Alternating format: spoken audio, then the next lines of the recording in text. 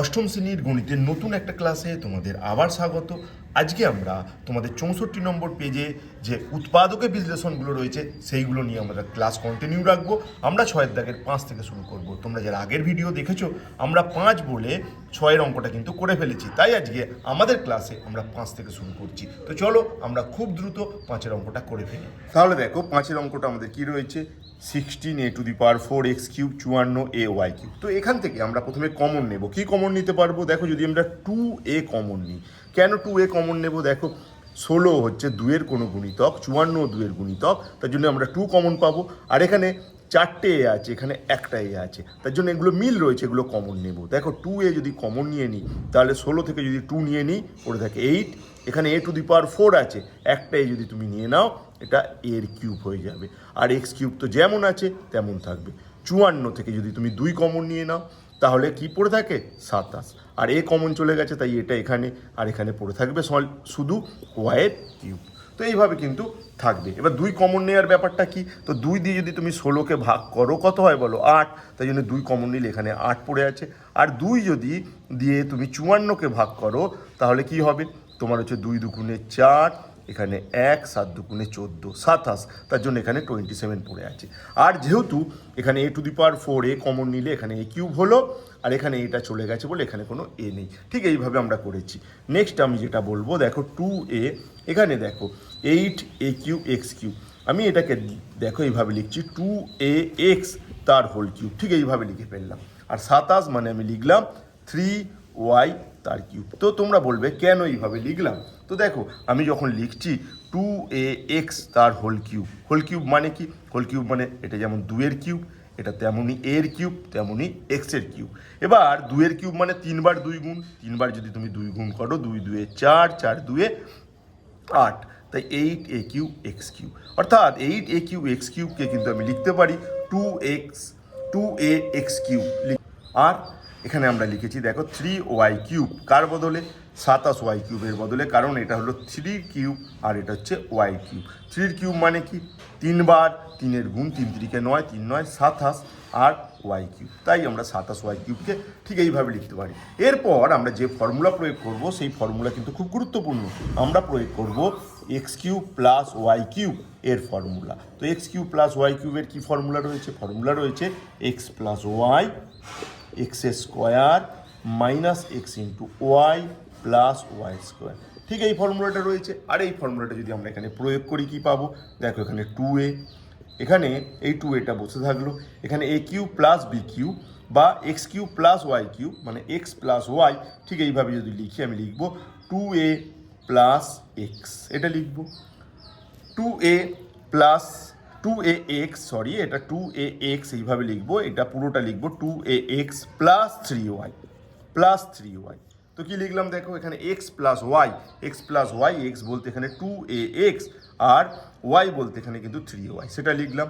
এরপর আমরা লিখবো এক্স স্কোয়ার মানে 2ax তার হোল স্কোয়ার মাইনাস, এই মাইনাসটা এলো এক্স ইন্টু ওয়াই, এক্স বলতে এখানে কিন্তু 2ax লিখবো, আর ওয়াই বলতে কিন্তু 3y। নেক্সট প্লাস এখানে ওয়াই স্কোয়ার মানে 3y তার হোল স্কোয়ার। ঠিক এইভাবে লিখে নেব। আর এইভাবে যদি তুমি লিখে নাও এটা কত হবে? 2ax plus 3y। এখানে এবার কি হবে দেখো, এখানে খুব গুরুত্বপূর্ণ, এখানে 2ax প্রত্যেকের স্কোয়ার, 2a স্কোয়ার মানে তুমি লিখবে 4a স্কোয়ার তারপর এক্স স্কোয়ার, প্রত্যেকের স্কোয়ার হলো, এটা হোল স্কোয়ার আছে বলে এখানে গুণ করব, মাইনাস 3 দুগুণে কত বলো? 6, এখানে a এক্স ওয়াই প্রত্যেকে বসলো। আর এখানে 3y এর হোল স্কোয়ার, 3y এর হোল স্কোয়ার মানে কি? প্রথমে 3 স্কোয়ার মানে 9 আর ওয়াই স্কোয়ার। তো এইভাবে বসিয়ে দেবে, তাহলেই তোমার এই 5 দাগের যে উৎপাদক বিশ্লেষণটা ছিল তো সহজেই 5 দাগের উৎপাদক বিশ্লেষণ হয়ে গেল।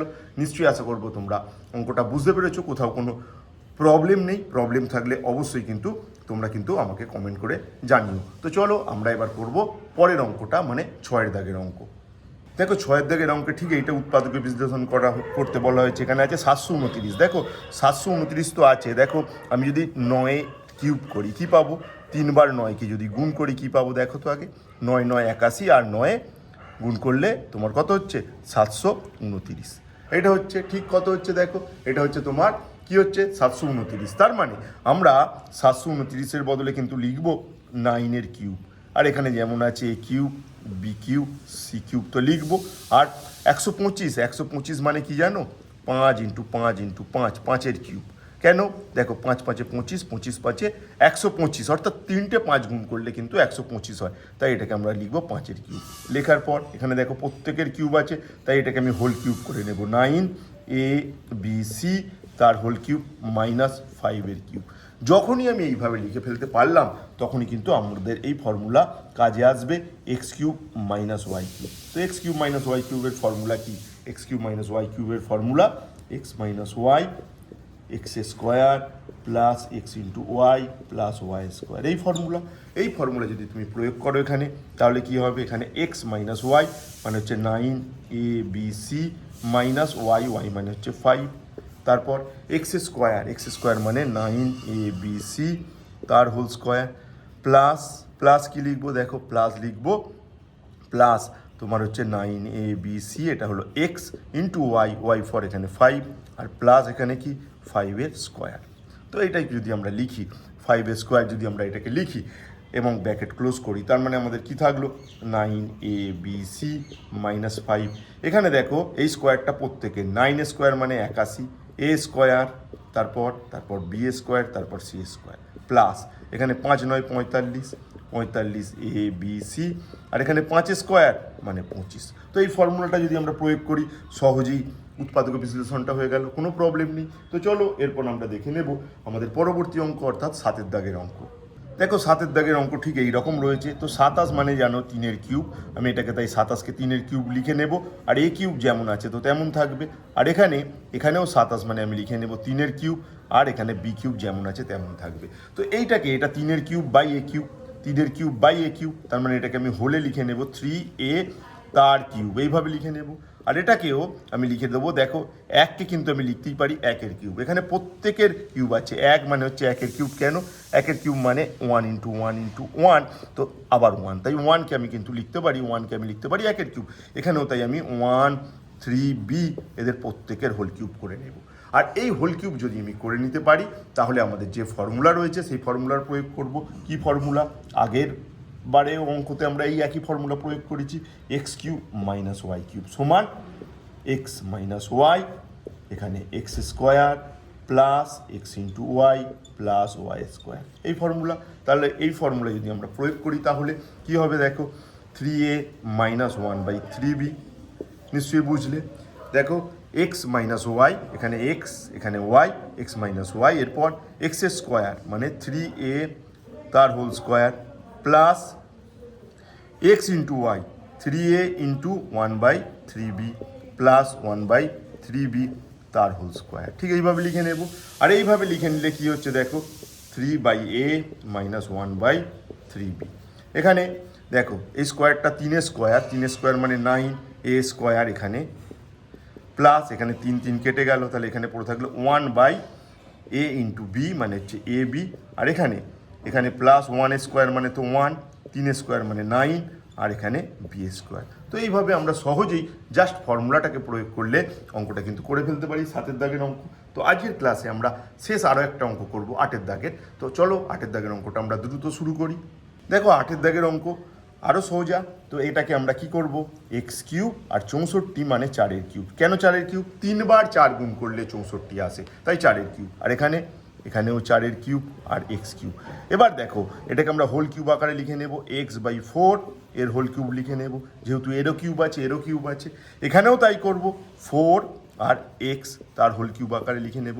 এবার এই কিউব আকারে লিখে নিলে যে কিউবের ফর্মুলা আমরা বারবার প্রয়োগ করে আসছি, x cube minus y cube বা a cube minus b cube, যাই বলো না কেন। তো কি ফর্মুলা, এ কিউব মাইনাস বি কিউবের, এ মাইনাস বি, এখানে a square plus a b plus b square, এই ফর্মুলাকে আমরা প্রয়োগ করব। তাহলে এই ফর্মুলা যদি আমরা প্রয়োগ করি, x/4 মাইনাস 4/x, এটা হলো প্রথমে। তারপর এ স্কোয়ার মানে x/4 তার হোল স্কোয়ার প্লাস এ ইন্টু বি মানে এখানে x4 ইন্টু 4x প্লাস এখানে দেখো 4x তার হোল স্কোয়ার, এখানে বি স্কোয়ার যেমন তেমন স্কোয়ার। তো এটা করলে কি হবে, এখানে আমরা যেমন এটা বসে আছে তো থাকুক, আর এখানে কি করব দেখো, এখানে এক্স স্কোয়ার বসলো, 4 মানে দুটো 4 গুণ করলে 16। এখানে দেখো 4 কেটে যাবে, x কেটে যাবে, তার মানে এখানে অনলি 1 থাকবে। আর এখানে একইভাবে 4 প্রথমে, 4 মানে 16, আর এক্স স্কোয়ার মানে তো এক্স স্কোয়ার বসে যাবে। তো এইভাবে আমরা 8 পর্যন্ত আজকে উৎপাদক বিশ্লেষণ করলাম। আশা করব তোমরা প্রত্যেকটা অঙ্ক ভালো করে বুঝতে পেরেছো। এইগুলো থেকে কিন্তু পরীক্ষায় আসতে পারে, প্রতিটা অঙ্ক মন দিয়ে ভালো করে শিখে ফেলো আর পরীক্ষায় ভালো রেজাল্ট করে আসো। পরের ক্লাসে তোমাদের সাথে আবার দেখা হচ্ছে বাকি অঙ্কগুলো নিয়ে।